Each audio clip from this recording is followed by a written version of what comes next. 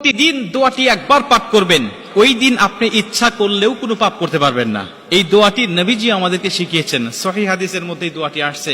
নবীজি বলছে, শয়তান তোমাদের প্রকাশ্য শত্রু, শয়তান তোমাদেরকে যে কোনো ভাবে ধোঁকা দিয়ে বোকা বানিয়ে সে তোমাদেরকে জাহান্নামে নিয়ে যাবে।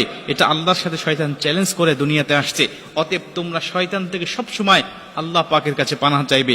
বান্দা পানাহ চাইতে দেরি হবে, আল্লাহ পাক শয়তান থেকে ওই বান্দাকে পৃথক করতে দেরি করবে না। কারণ আল্লাহ পাকও চান এই বান্দাগুলো জান্নাতে যাক, শয়তান যেন আমার বান্দাকে ধোঁকা দিয়ে বোকা বানাইতে না পারে।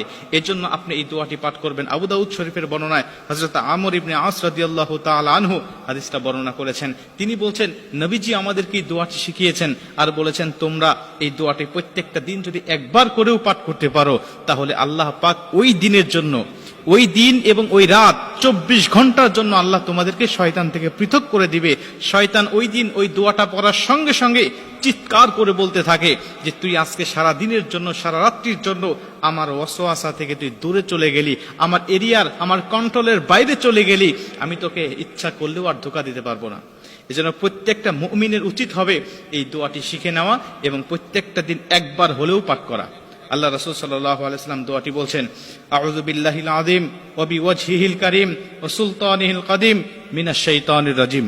আমি দোয়াটি আবারও বলছি, দোয়াটি সবাই লিখে নেবেন যাতে আপনার ভুল না হয়ে যায়। সহি সুন্দর করে আস্তে আস্তে আপনার প্রত্যেকটা দিন একবার হলেও পাঠ করবেন। আউযু বিল্লাহিল আযীম ওয়া বিওয়াজহিহিল কারীম ওয়া সুলতানিহিল কাদিম মিনাশ শাইতানির রাজিম। নবীজি বলছে, তুমি এইভাবে আল্লাহ পাকের কাছে এই দোয়াটি পাঠ করে শয়তানের কাছ থেকে তুমি পানাহ চাও, আল্লাহ তোমাকে শয়তান থেকে অবশ্যই পানাহ করে দিবেন এবং শয়তানের ধোঁকা থেকে তুমি মুক্ত হয়ে যাবে। শয়তান তোমাকে ধোঁকা দিতে পারবে না।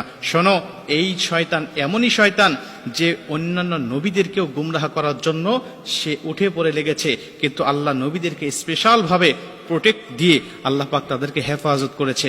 আপনারা অবশ্যই জানেন, আমাদের আদি পিতা হযরত আদম আলাইহিস সালাতু ওয়াস সালামকে শয়তান ধোঁকা দিয়েছিল। আল্লাহ বলেছিলেন, তুমি যাবে না গন্ধমের কাছে। শয়তান এমনই ভাবে, এমনই কৌশলে, এমনই হিকমতের সাথে তার কাছে এসে ধোঁকা দিতে লাগলেন আর বললেন, আল্লাহ কেন তোমাকে নিষেধ করেছে তুমি কি জানো? ওই গন্ধমের নিকটে, ওই গাছের নিকটে কেন তোমাকে যাইতে নিষেধ করেছে তুমি কি জানো? তুমি যদি সেখানে যাও আজীবন জান্নাতের মধ্যে থাকতে পারবে, আর যদি না যাও তাহলে তোমাকে দুনিয়াতে পাঠিয়ে দেওয়া হবে। মানে পুরা উল্টা বুঝিয়ে আমাদের আদম আলাইহিস সালাতু ওয়াস সালামকে গন্ধম খাওয়াতে বাধ্য করেছিল। এজন্য আপনাকেও শয়তান আসবে নেক্সট সুরতে ধোঁকা দেওয়ার জন্য, আপনার কাছে আসবে আপনাকে ধোঁকা দিয়ে বোকা বানানোর জন্য, বিভিন্ন ভাবে আপনাকে ইবাদত থেকে মাহরুম করার জন্য, যেন আপনি জান্নাতে না যেতে পারেন। জাহান্নামে যাওয়ার জন্য আপনার কোন পন্থা, কোন কৌশলে আপনাকে জাহান্নামে নিতে হবে, এই বিষয়গুলো শয়তান আপনাকে ধোঁকা দিয়ে বোকা বানিয়ে আপনাকে নিয়ে যাওয়ার জন্য বিভিন্ন কৌশল করে আপনাকে বাধ্য করবে। এজন্য আপনি ইচ্ছা করলেও শয়তানের কাছ থেকে বিরত থাকতে পারবেন না, কিন্তু আপনাকে পারার জন্য এই দোয়াগুলো অবশ্যই পাঠ করতে হবে, দোয়াগুলো পড়তে হবে। যদি পড়তে পারেন, আল্লাহ স্বয়ং নিজে শয়তান থেকে আপনাকে প্রোটেক্ট করবেন।